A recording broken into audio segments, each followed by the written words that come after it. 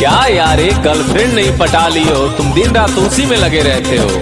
अरे नहीं यार, वो हमसे बहुत प्यार करती है। अच्छा, तुम्हारे प्यार का भूत उतार दो क्या? मतलब ये कि तेरी वाली मेरी भी हो गई है। अरे ये कैसा मजाक है यार। तो ठीक है, लो खुद ही देख लो। हाँ बाबू बोलो, कैसे हो आप?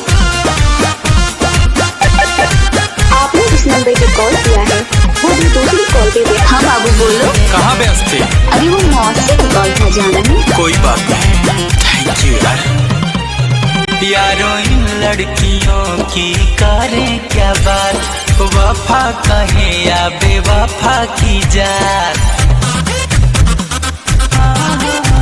यारों इन लड़कियों की करें हम क्या बात, वफा कहे या बेवफा की जात।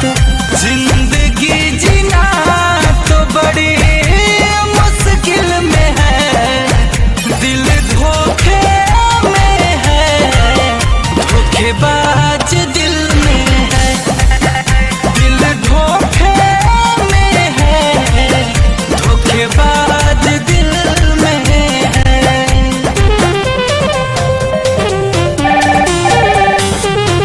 The person you are trying to call is currently busy.